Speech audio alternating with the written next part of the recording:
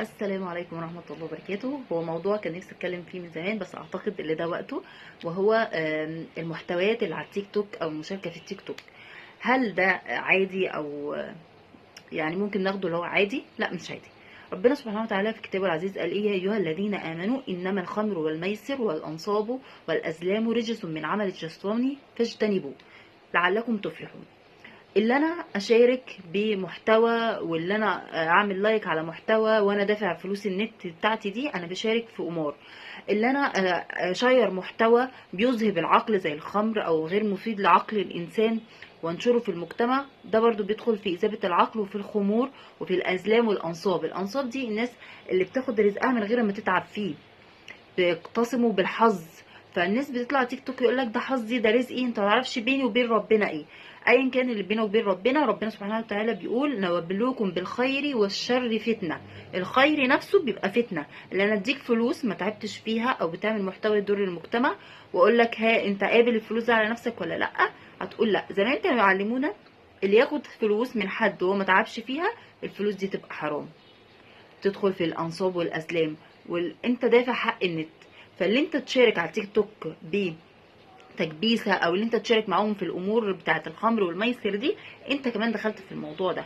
فليه ما نجتنبوش؟ لانه عمل من اعمال الشيطان، وبيورث الخباثه، يعني بيبقوا خبثاء مع بعض. ايه المحتوى اللي بيبقى على تيك توك؟ لا اما نميمه، لا اما تنمر، لا اما غيبه، لا اما بننشر حاجه غلط ونقول عليها هو ده المحتوى.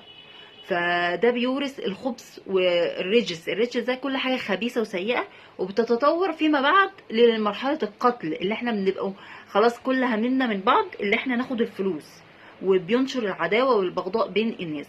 فربنا سبحانه وتعالى قال لك على الرزق اللي بينزله للعباد، وننزل ولو بسط الله الرزق لعباده لبغوا في الأرض ولكن ينزل بقدر ما يشاء إنه بعباده إيه خبير بصير.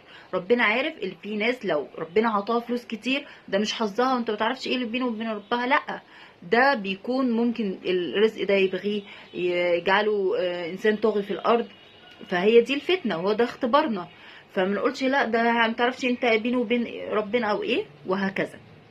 وربنا قال طبعا في سورة الشورى في سورة الفتح على المؤمنين، قالك رحماء بينهم تراهم ايه ركعا سجدا من يبتغون فضلا من الله ورضوانا سيماهم في وجوههم من اثر السجود، ذلك مثلهم في التوراة، مثلهم في التوراة الرحمة بينهم.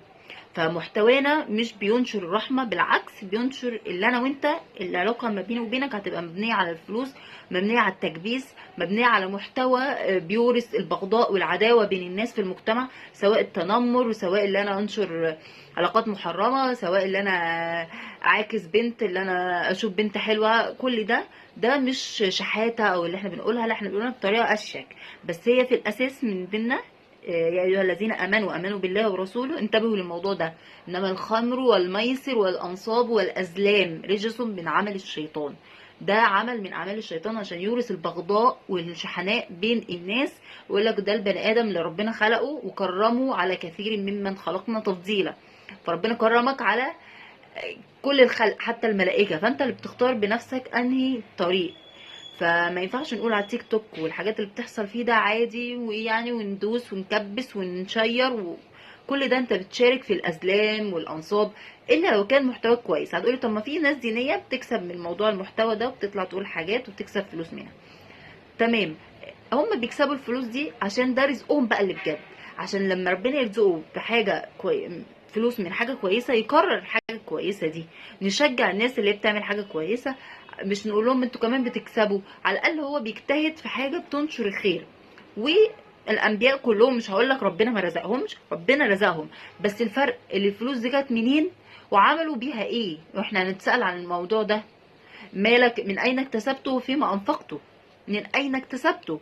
فده حاجة مهمة جدا. الانبياء كانوا بيطلبوا الرزق وبيتمنوا الرزق، وسيدنا موسى عليه السلام كان بيقول ربي اني لما انزلت الي من خير فقير، وكان بيسعى اللي هو يتزوج ويشتغل، واشتغل عند حماه عشان يتزوج.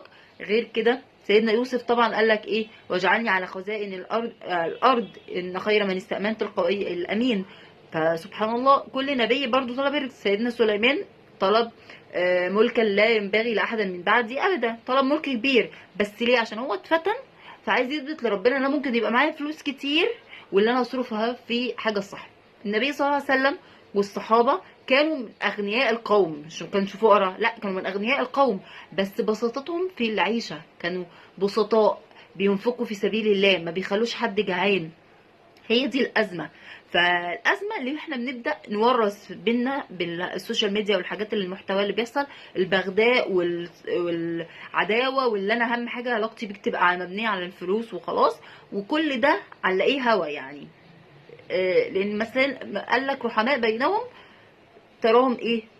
ركعا سجدا سيماهم في وجوههم من اثر السجود، ده مثلهم في التوراه، اما مثلهم في الانجيل كزرع اخرج شطأه، يعني كزرع كله لازق في بعضه كده بيعمل خير. عمرك شفت الزرعه دي بتاذي حد؟ بالعكس الزرعه دي بنستفاد منها، احنا بناكل منها والانعام بتاكل منها، ولما بينزل المطر بتنبت، فكل ده رزق من الزرع. فده مثلنا، ربنا كرمنا، هو ده مثلنا في التوراه والانجيل. فهم عارفين النقطه دي، اللي اهم ميزه فينا الرحماء بينهم. فالرحمه دي هنورثها بايه؟ بالبغضاء والمشاحنه والمحتويات اللي فيها تنمر والمحتويات اللي فيها حاجات غلط، وبنبدع الحاجات غلط، هو ده التسيب والاخلاق. فاحنا ليه نشارك في الازلام والانصاب والخمر؟ الخمر بس مش اللي انا اشرب خمره تذيب العقل، لا، اي محتوى بيأثر على عقلي هو ده برضه بيدخل في موضوع الخمور.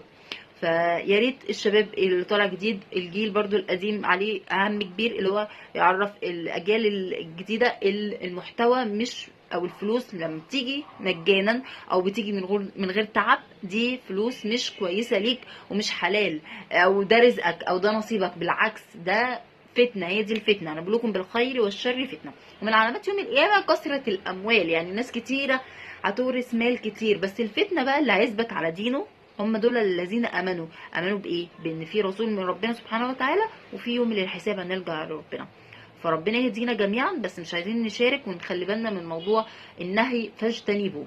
والسلام عليكم ورحمه الله وبركاته.